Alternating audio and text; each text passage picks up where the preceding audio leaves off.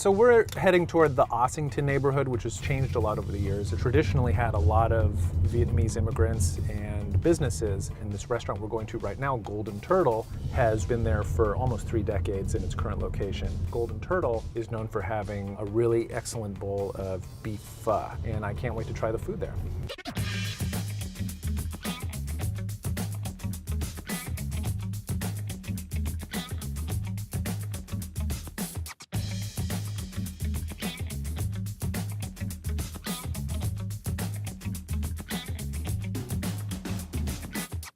You said this was the first pho restaurant? The first one, the owner. The first owner they opened on 1978. But how did you get involved? I worked for the restaurant, and when he's sick, he told me when he died, I take the award for the restaurant and keep the Golden Turtle forever. So you have to keep this restaurant forever? Yeah, for me and for my kids too. So you must have really grown up in the restaurant. I mean, Most of the restaurant wait staff is family, either my cousin, myself, my brother, my mom and dad. And then the kitchen staff is usually my aunts and my uncles that are in there. We also have a restaurant in Vietnam. oh, you do? Yes. What's it called? The same Golden Turtle. Golden Turtle. There's meaning to the name. Yeah, so the Golden Turtle story origin is actually an actual true story. We used to have kings and queens in Vietnam.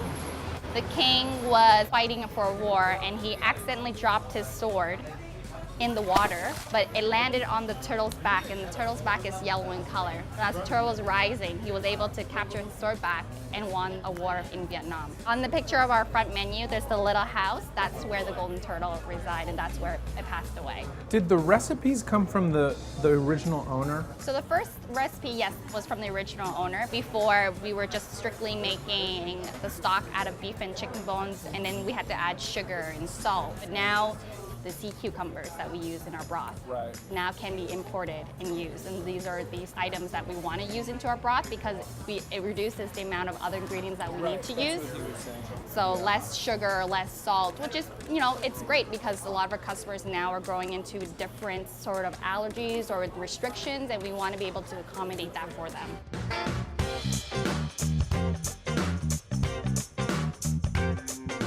Look at this feast. Fresh spring roll.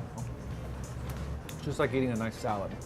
Basil and lettuce. Vermicelli noodle shrimp all wrapped in this paper-thin rice paper. This is so much better than like a deep-fried spring roll. I just ordered this because I thought it kind of seemed fun. It's chicken wrapped around a piece of sugar cane. It's like a chicken meatball. Some of the sweetness of the sugar cane is imparted into the meat. Now this is what we've been waiting for. This is the beef pho with beef and beef tendon. That kind of gooey, gelatinous beef tendon. This is a broth made with beef and chicken stock, and then add the vermicelli noodles, the beef tendon, and then just smother it in herbs. Basil, bean sprouts, green onion, white onion. And small dish for the sauce. You mix the two sauce together, and you cut the meat, dip in the sauce.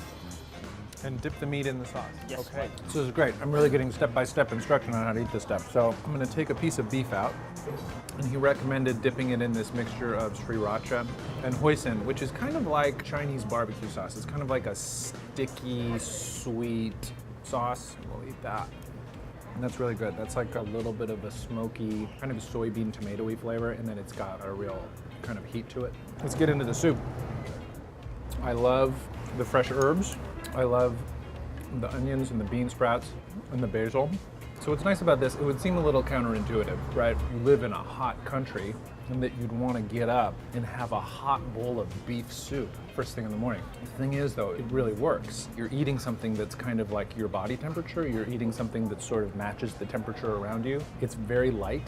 It's not greasy. It's very filling without being heavy at all. This is kind of like an ideal thing to eat during the day. The next step you want to try it. What do I want to do? Yeah, two sauces together your soup. Oh, you want me to put it in the soup? Yes. We've got a little hoisin, a little sriracha. It's gonna make this soup a nice murky color. The sweetness sort of enhances the other saltier flavors within the soup, so it sort of acts as a counterbalance. Let's go on to the bowl, a vermicelli bowl. Spring roll comes first, so that goes into the fish sauce which we've mixed with the chili.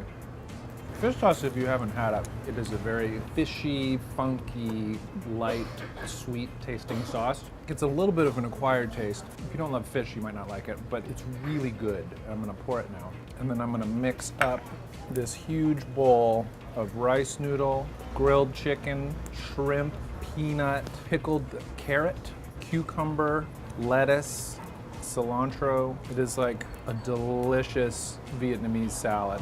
It's really complete feeling. Vietnamese cuisine is also based on like balance, different flavors, balancing different cultures. It really comes through in the cuisine because, you know, you've got this starchy rice noodle base, piece of grilled meat from the land.